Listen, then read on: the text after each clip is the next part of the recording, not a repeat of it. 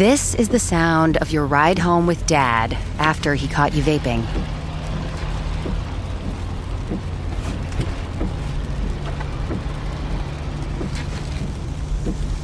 Awkward, isn't it? Most vapes contain seriously addictive levels of nicotine and disappointment. Know the real cost of vapes. Brought to you by the FDA. Hello, America. Welcome. It's Eric Erickson here across the nation. The phone number is 877-973-7425. Should you wish to be on the program, I am delighted to have you. As always, if you text the word Eric, E-R-I-C-K, to 33777, you can get access to everything we do around here. You can get the live stream, you can get the podcast, the very top link is my daily email. You can click that, you can get all the social media stuff. We got a lot to offer around here so that you can keep in touch in various ways. Now, I want to talk about what is become the biggest story of the day. The president's team has not said anything publicly thus far, but they have done something that is bad. Axios got the scoop. Other media outlets have now followed up on this. The Biden administration last week put a hold on a shipment of U.S.-made ammunition to Israel. Two Israeli officials said. It's the first time since October 7th the U.S. has stopped a weapons shipment intended for the Israeli military, and the incident raises serious concerns inside the Israeli government and sent officials scrambling to understand why the shipment was held. President Biden is facing sharp criticism among Americans who oppose the support of Israel. The administration in February asked Israel to provide assurances that U.S.-made weapons were being used by IDF in accordance with international law, and Israel provided a signed letter of assurances. The White House has declined comment. The Pentagon, the State Department, and the Israeli Prime Minister didn't immediately respond to questions. It was a choice made by the Israeli government to leak this. It's a very important choice that you have to understand was made to leak this. Now, why is it an important choice to leak it? It's an important choice because it's signaling to the American Congress right now that they're not getting all of the information out of the American government as to what's happening. Last Wednesday, Blinken was in Israel and says he had a tough conversation about Netanyahu regarding an entryway into Rafah. The Israeli government and the Israeli people want to go into Rafah and take out Hamas. Something that gets missed in the conversation here in this country is just how angry the Israelis still are about what has happened. The Israelis are fairly unified in their anger. And in fact, to the extent there have been protests in Israel, many of the protests, unreported by the media in this country, have actually been in favor of a bigger action in Rafah and a quicker action in Rafah to get the hostages out. And you will note, there is not exactly a big cry for support for releasing the hostages from the anti-Semites in this country. We need to put this in larger context. And I don't want to pick on Mr. Steele, who emailed me earlier. Mr. Steele, let me find his email. I politely engaged with Mr. Steele, who emailed and called me polling boy and complained that I was talking about the polling, spending too much time talking about the polling. I understand that there are polling antagonists in this audience. They don't believe the polls and don't understand why I could talk about the polls. But you should understand that people in Washington on both sides of the aisle, they pay attention to the polling. And so if you want to understand what's happening, you got to understand the polling. because Washington is not about, as Mr. Steele suggested, elections and public policy. It's about politics and polling and elections. And Democrats and Republicans in Washington, both, whether you do or not, they believe the polling influenced the elections. Now, to an extent, Mr. Steele is right, and this is my frustration with how polling is done. Polling involves inductive reasoning, not deductive reasoning. Inductive reasoning and deductive reasoning are very different.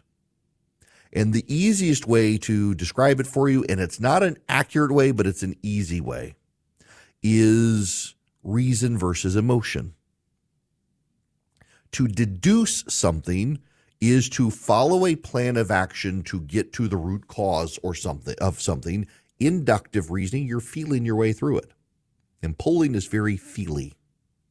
That's why it's not always accurate, but the trend lines tend to be. When you interview the same 1,000 people or a very similar set of 1,000 people over and over and over again, and their opinions shift, well, you get a sense that maybe the bottom line number isn't wrong. We can't deduce what the actual percentage is, but we can tell where this demographically diverse group of people are headed, and therefore we can actually conclude statistically that other like-minded people are headed in the same direction. The problem is that polling is supposed to be used to tell leaders how to lead. You want to do something, polling is supposed to figure out what emotional appeal will cause people to go in your direction. That's not the way the polling works anymore in Washington, D.C., and that's the problem, is in Washington, they poll to figure out where people are, and the politicians head in that direction. It's not about leading, it's about being led. At least that's how it's being used by Joe Biden. Not every politician does this. Joe Biden does. Joe Biden is led by the polling. So the polling within the Democratic Party for the Democratic nomination for president and elsewhere has shown Joe Biden he has a problem with the voters in the Democratic Party when it comes to Israel because the Democratic Party base is deeply anti-Semitic at this point. Joe Biden wants their votes. He doesn't want to lose them. It's going to be a narrow field. We'll get into the narrowness of the election at the bottom of the hour. But Joe Biden feels like he needs to hold this core group of anti-Semites in order to win the election. These people hate Israel. He's got to get a bunch of Israel haters who perversely call the other side Nazis in order to win re-election. It's not good. It's not stable. But it's where Joe Biden is. The result of this is the Biden administration reshaping policy in the Middle East to placate a minority of Democratic voters. Let's go back to the actual data. What the actual data shows us is that a majority of Americans do favor a ceasefire, just like the anti-Semites. But a majority of Americans only favor a ceasefire if the hostages are released. What the Biden administration has interpreted the data to mean poorly is that the Americans want a ceasefire for the sake of a ceasefire. And the college campus protesters and a lot of the Democratic Party donors who are anti-Semitic, they just want a ceasefire for the sake of a ceasefire. They don't care about Israel. They hate Israel. They like Hamas. They won't say it, but they like Hamas. And the Biden administration has shifted its priorities to placate to those people, and those people are actually out of touch with the American public, which is how incompetently the Biden administration is handling this. Now, I say all this, and there's some breaking news. It has just hit the wire from Yeshiva World News. A senior Hamas source has told Al Jazeera the terror group has informed Qatari and Egyptian negotiators it has agreed to their proposal for a ceasefire. The terror group has now issued an official proclamation. The chairman of the political bureau of Hamas has called the prime minister of Qatar and the Egyptian minister of intelligence and informed them Hamas accepts their proposal for a ceasefire. On Monday morning, that would have been Sunday night our time, an Egyptian official told Arab language media outlets that the Hamas attack on the Kerem Shalom crossing on Sunday had stymied hostage release talks.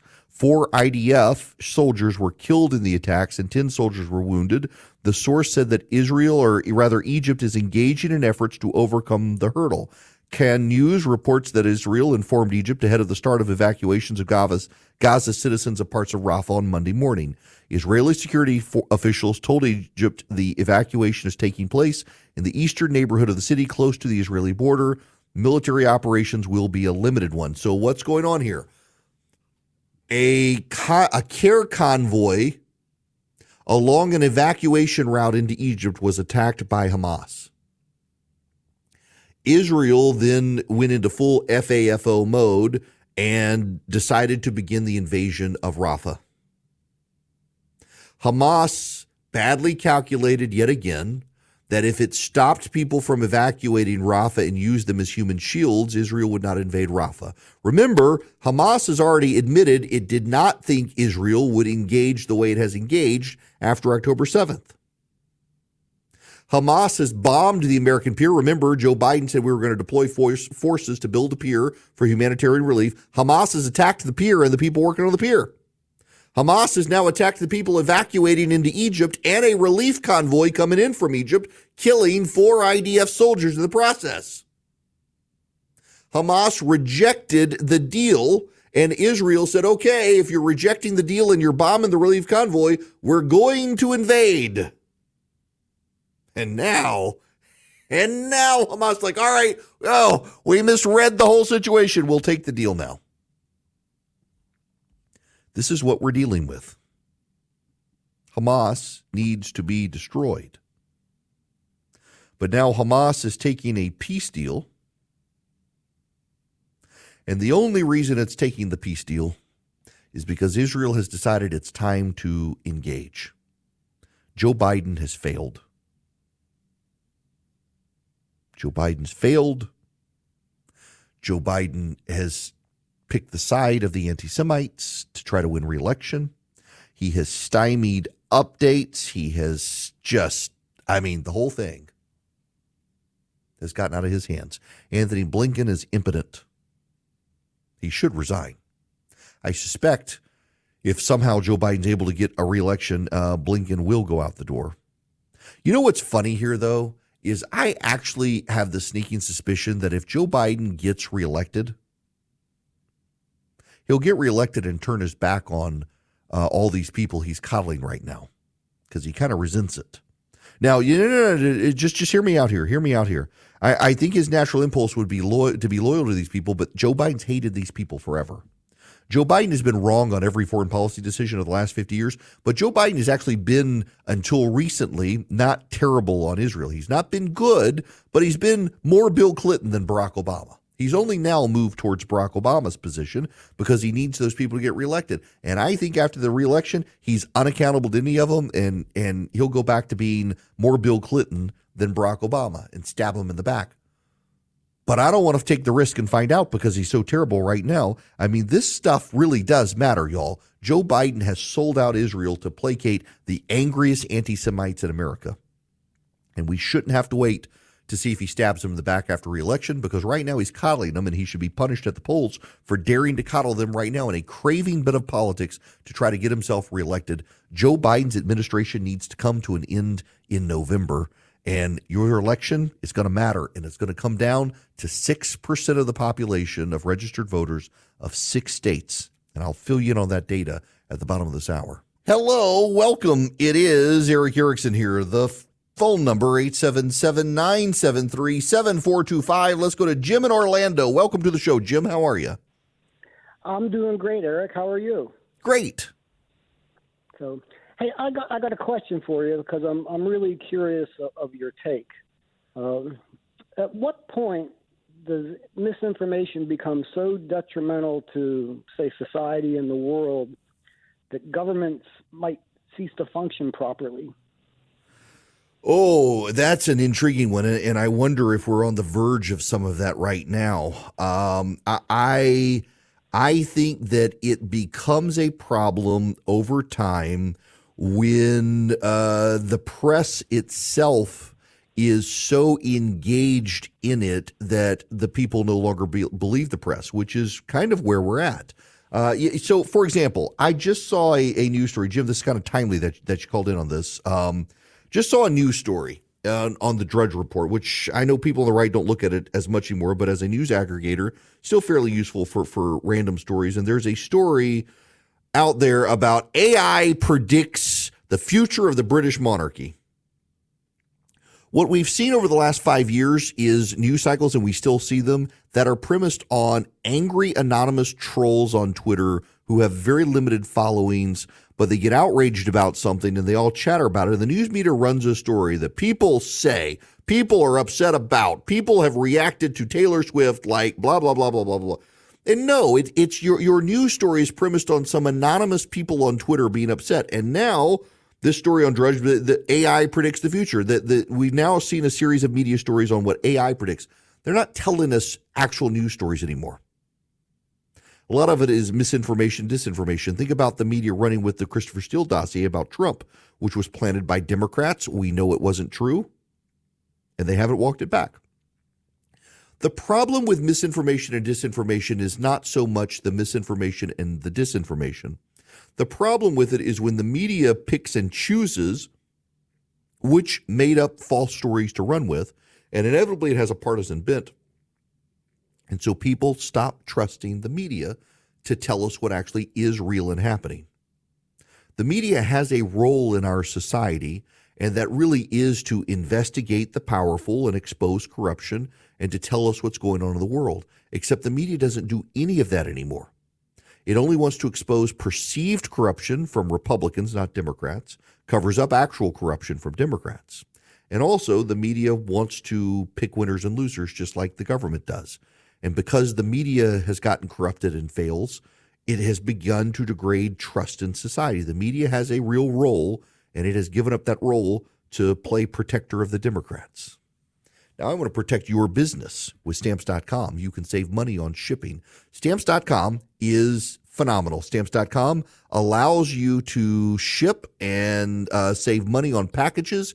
It's great at what it does. Stamps.com can give you discounts. All you have to do is go to Stamps.com, click on the microphone, put in Eric, E-R-I-C-K, and my friends, you can save up to 89% off post office UPS rates. You can arrange shipping of your products to your home or office, from your home or office. They'll come pick it up from you, and they'll take it. You never have to go stand in line. If you go to Stamps.com and you click on the microphone, you put in Eric now, they'll send you a free digital scale. They'll send you some postage, and you never have a long-term contract to sign because Stamps.com makes it easy for your business to do business. Stamps.com, click the microphone, put in Eric, E-R-I-C-K. You get shipping and saving today. You never have to stand in line. You can even get your shipping supplies from them.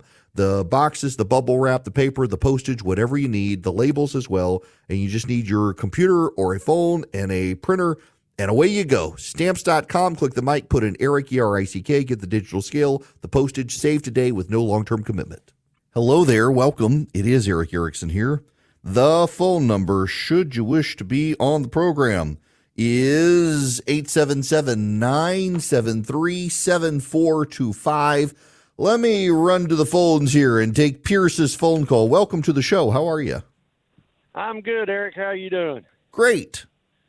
Hey, I've been thinking about. I read this article in through the weekend on Politico, and they've actually there's a couple of groups that's been funding these protests, but those groups have actually been funded by the Gates Foundation, Soros, and the Rockefeller Foundation. I'm thinking if I'm one of the students who lost my right to a commencement, why couldn't they come together and file a class action lawsuit against the ones funding these protests for the loss of their commencement ceremony and their time in the sun? Because this will be the second time they've lost their graduation in the last 4 years. Look, I honestly would be tempted to say they should, but just knowing the way the law works on this, the protesters themselves are being funded by outside groups that are being funded by these donors, and the outside groups are funding the organizations funding the protesters causing the disruption. So because they're 2 degrees removed from the protesters, they are not really legally liable per se. for what would happen. I wish someone would try it. I personally think the about discovery process would be interesting. Well, what about suing the institution yourself? You've had all this money invested there in whatever, whether it's student loans or you paid cash to go through these 4 years. Why not sue the institution for not finding a secure place to do it? They got nice, big, fat $billion endowments sitting around. 1,000 billion%. I think they should sue their colleges for depriving them of a graduation ceremony because, let's be honest here, it is the colleges themselves that have made a choice to coddle the protesters and to now deny the students their ability to graduate. It 100%. I think there should be a suit. Contract. Yeah, listen, they overwhelmed campuses. They overwhelmed the campuses. Yeah. They degraded the ability of students to be able to go to class. They failed to keep them safe because they tried to humor these people. Yeah, I absolutely think that there's a lawsuit that is involved here, that there should be a lawsuit. I would be interested to see if somebody steps forward and does try to file a lawsuit. I think they should. It's ridiculous. Now, what is also ridiculous here is something I've been telling you was going to be the case, and the numbers have been run. So I don't mean to rely on Axios, particularly because it's a left-wing publication these days, but that actually this is a useful bit of information. I've been telling you this was going to be the case. Already the expectations are a low turnout election for November. Now, why? This is kind of important to understand. I always got to do this even with myself. Sometimes you've got to remind yourself that even though you think you're right, you're in the minority. A lot of you listening, because you're talk radio listeners, you're excited about the election. You want to go throw out Joe Biden. But ordinary Americans, they don't like their choices. So there is a lot of data coming out now, interviews with Americans around the country. And again, you can say, well, it's all wrong. But when every interview pool of 1,000 people comes out and shows the same thing, people who vote in the general election, but they're not hardcore Democrats or Republicans, they're not excited. And some of them are saying they'll go vote and they'll skip the presidential ballot, or some of them are saying they're just not going to go vote. Here's the data. Roughly 244 million Americans are going to be eligible to vote. But 99.5% won't be deciders because either they're not going to vote, or they vote the same way, or they live in states virtually certain to be a red state or a blue state. There are 6 states that are going to matter: Arizona, Georgia, Michigan, Nevada, Pennsylvania, and Wisconsin. North Carolina is not going to matter. It's going to go for Donald Trump. These were the battlegrounds disputed after the 2020 election, and they are the toss-ups. North Carolina leans Republican. Other 43 states are likely or solid for one or the other, but North Carolina is not expected to be a swing state. Remember, the North Carolina GOP chairman's now the chairman of the Republican National Committee. He knows how to win North Carolina. Democrats are more worried about November than Republicans. Democrats think the race is winnable. Republicans think they're winning. And the swing states, a big reason why. Joe Biden is 2 points ahead in Michigan, and Trump is ahead or tied in every other one of those swing states. He has a 6-point lead across the 7 states polled. That includes North Carolina.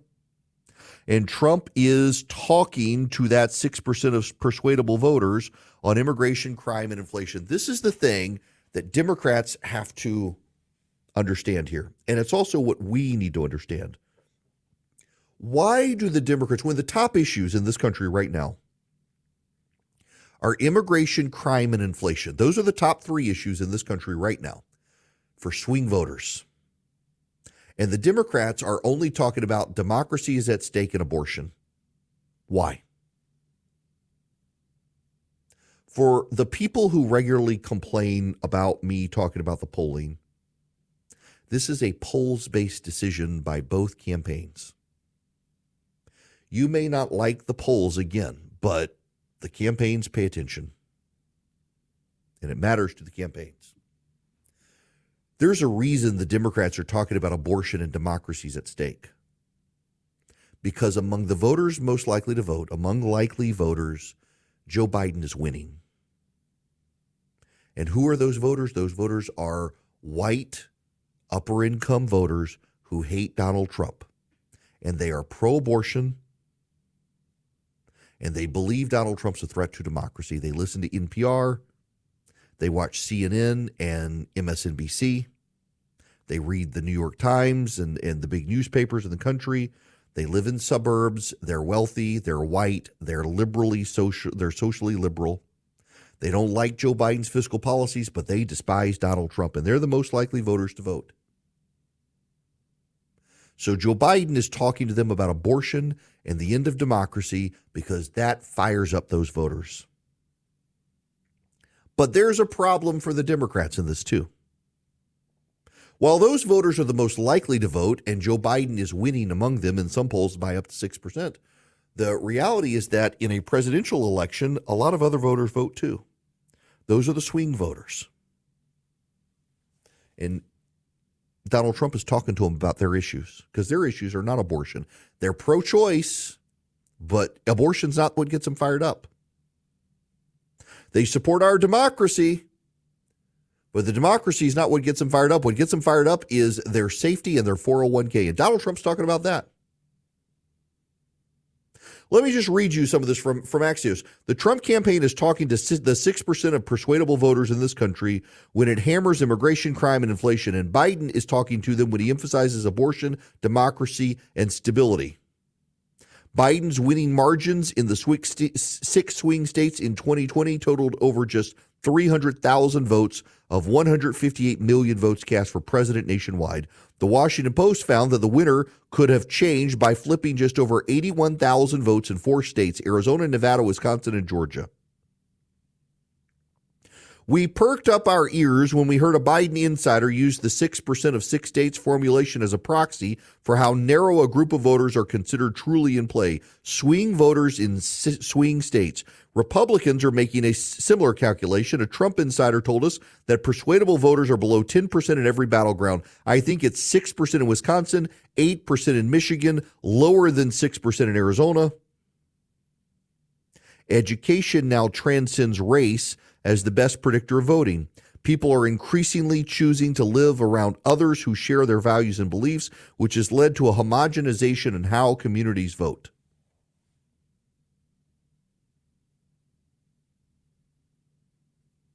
Some Republicans think Minnesota is flippable. Some Democrats think Florida is flippable.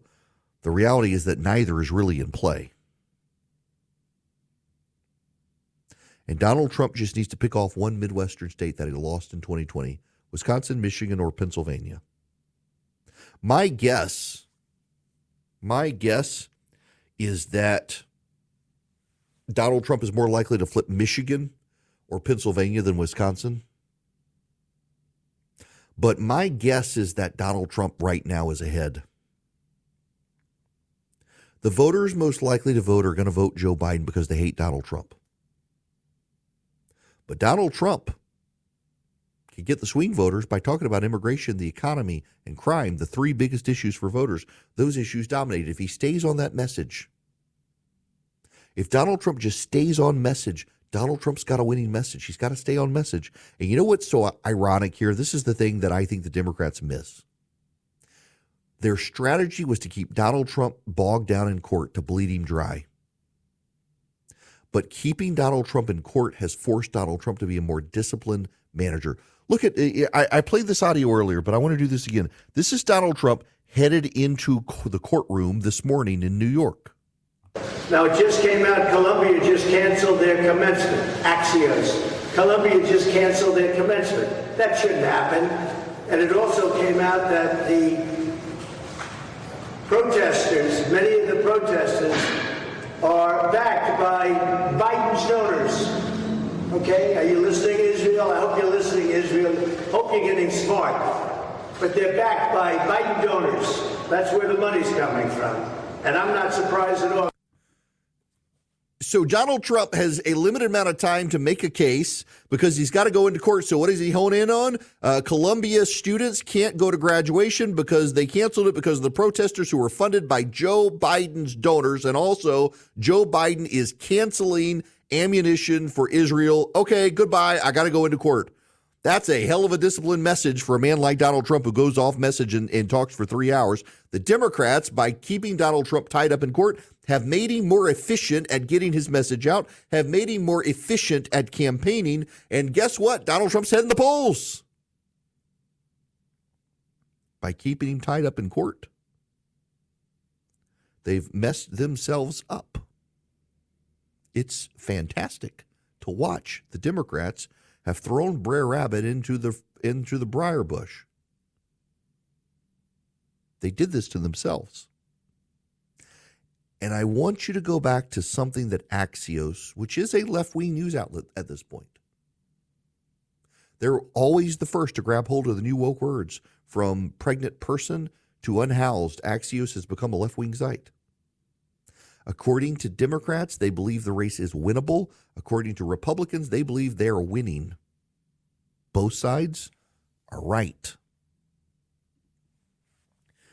Hillsdale College would like you to subscribe to Imprimis. They want to give it to you for free. When's the last time you've been offered something like free with no strings attached? And I can tell you there are no strings attached because I've been a subscriber of Imprimis since I was in law school. You go to ericforhillsdale.com today and you put in your address, you start getting Imprimis. Imprimis is a publication of Hillsdale College, part of their education mission, and every month you get the thoughts of the great conservative leaders of this country, either through their speeches at Hillsdale or their writing submitted to Hillsdale. It's well edited, it is small, it gets you thinking, it's a great way to engage with the content coming out of Hillsdale College. You go to ericforhillsdale.com, E-R-I-C-K, ericforhillsdale.com. You sign up with Hillsdale College, and Hillsdale College will send this to your mailbox. You will never pay a penny for it. Never. You will never pay a penny for it. I have been getting it since law school. I've never paid a penny for it. But it's a great way to engage with the content from Hillsdale. It's part of Hillsdale's education mission.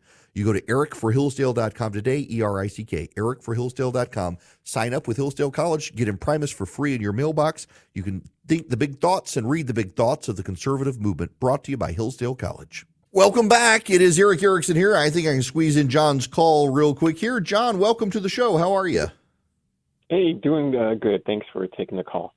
Sure. Yeah, over the weekend, I've heard lots of folks be critical of Donald Trump's selection process where, we kind of is having these tryouts. But I actually think it's working, as we saw with Kristi Noem. And what I think it's working is that the media these days is very intrusive. They go back a long ways, and they're very obnoxious. And just like we saw with Kristi Noem and the dog thing, last thing you want is for that to come out right at the convention. So I'm kind of positive on Trump putting people out like this. It's kind of like having a sort of a second primary, letting people respond to each of these folks. And especially when one considers that in the past, people like Quayle, Palin, even Tim Kaine, I don't think they would have lasted. So it's kind of the Trump version of Hunger Games. Yeah, but you're right. Yes, but by having them out there, seeing who on live on TV, unscripted, unprepared, or as prepared as they can be, who's the best surrogate for Trump right now? I think it works. How do they come across on TV? Trump pays attention to how people look on TV because he knows the American people pay attention to TV. And so you get these guys on TV. How do they look on TV? How do they react to the reporters on TV? What do you take away from them when they're off the air? All of that matters. And again, I think, and I recognize my biases here. I think Scott comes across great. Doug Burgum comes across as a seasoned statesman, which I don't think Trump needs because he's already been president of the United States. I don't know that Marco comes across on TV as well as he has done in the past. Kristi Noem just looks kind of on the defense because of her stupid book. But Vance has not done a lot of the Dog and Pony Show TV stuff. I don't know that he's actually on the list, even as people have said he is.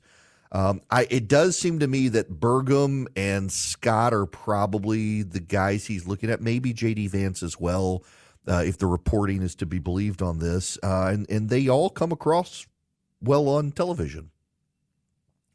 Here's the thing, though. You're going to win South Carolina. You're going to win North Dakota. You're going to win Ohio. So those three don't bring you their states. So what other constituent parts do they bring? Well, Doug Burgum doesn't bring a constituent part, but he brings money. J.D. Vance brings a group of people who are already going to vote for Donald Trump. Tim Scott brings young black men who are upbeat on this country, who are a growing demographic for the GOP. In fact, there is data right now from USA Today that Biden and Donald Trump are tied 37-37 as Hispanic, black, and younger voters shift.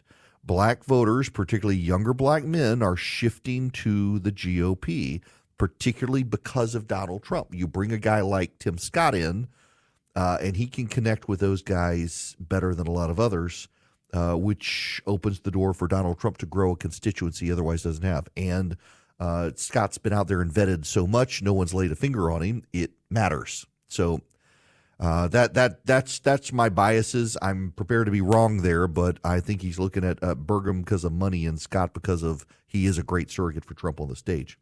Now, what's also great is the Omaha Steaks Burger Perfection Flight. Y'all can go get this at omahasteaks.com for less than $80. You go to omahasteaks.com, you'll see the Burger Perfection Flight. In fact, I want to do this for you so I can get the list here. So omahasteaks.com, you'll see the Burger Perfection Flight for $79.